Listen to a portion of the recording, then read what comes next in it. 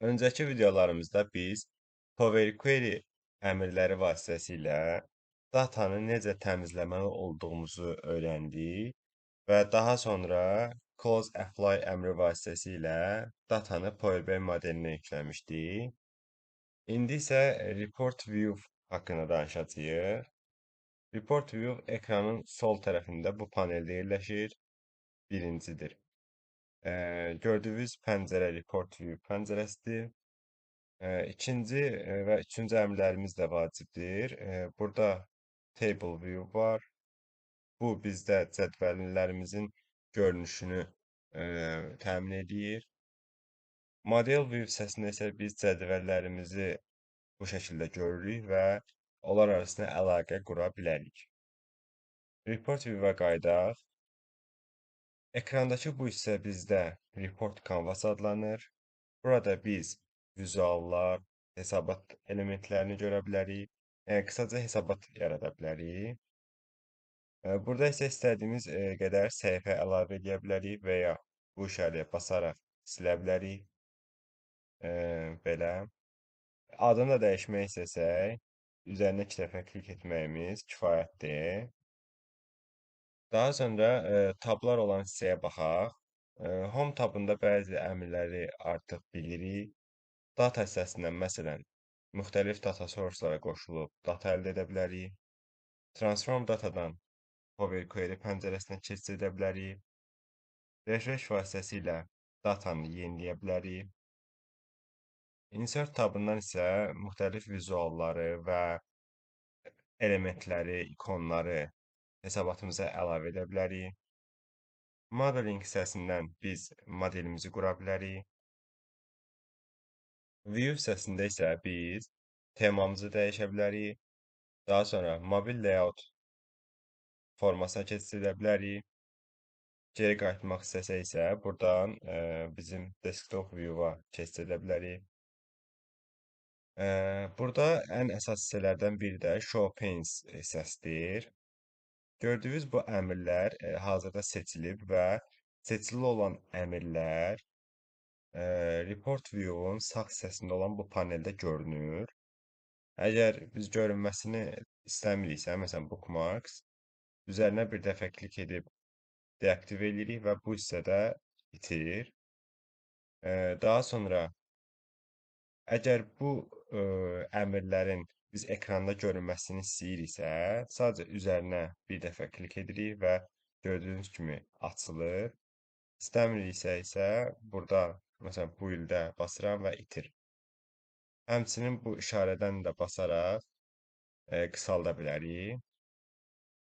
İndi isə data hissəsindən başlayaq.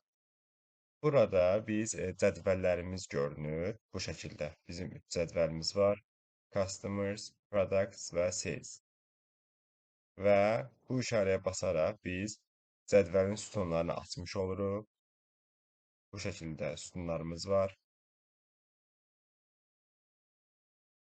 Və bəzi sütunlarımızın adının qarşısında ikonlar var. Bunlar nədir?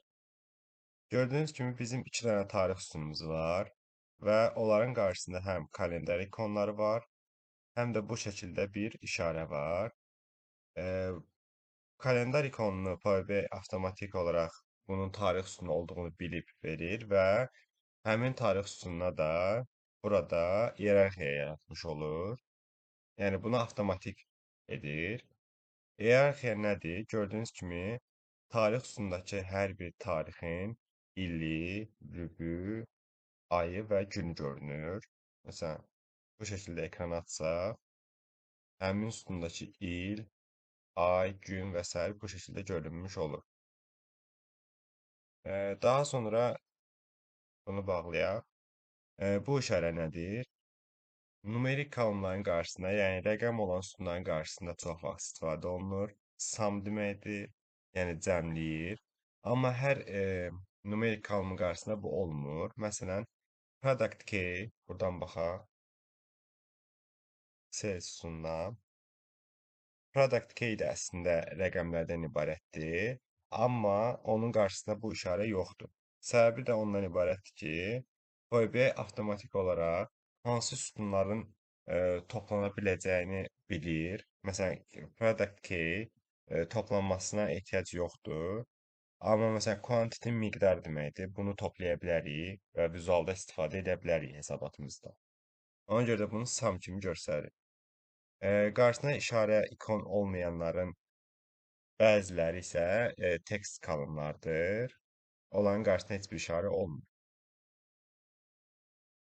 Build hissəsinə baxaq. Burada bizim vizuallarımız var. İstədiyimiz vizualın üzərinə bir dəfə klik edərək Report Canvas hissəsində görə bilərik və daha sonra bu vizualın içərisinə istədiyimiz bir sütunu ataraq, məsələn, bu vizual yox, məsələn, kart seçək. Həmin bu vizualın içərisinə biz quantity-ni əlavə etsək, ümumilikdə miqdarın cəmini görmüş olacağıq. Həmçinin, məsələn, table vizualımız var. Bu vizualı belə genişləndirək və buradan shift date əlavə edək və profit əlavə edək. Buradan isə günü və bunu ləğv edək. Sadəcə il, ay və profit qalır, profitin cəmi. Bu şəkildə vizuallardan istifadə edə bilərik. Filtr hissəsi nədir? Filtr hissəsi bizim ümumi məlumatları filtr etməyimiz üçün istifadə olunur. Üç cür filtr var. Burada bunlar haqqında danışacağıq. Sadəcə qısaca deyim ki, biz həm vizualı filtr edə bilərik, həm page'i filtr edə bilərik, həm də ümumilikdə reportu filtr edə bilərik. Daha sonra selection nədir? Bizim hesabatımızda olan hər bir vizualın görünməsini, sıralanmasını təmin edir. Daha sonra bookmark isə bizim hesabatın sadəcə ani ekran şəklini almış olur və istədiyimiz an biz həmin vəziyyətə geri qaytara bilərik hesabatımızı. Deməli, qısa olaraq bu şəkildə Report View-un interfeysi ilə tanış olduq.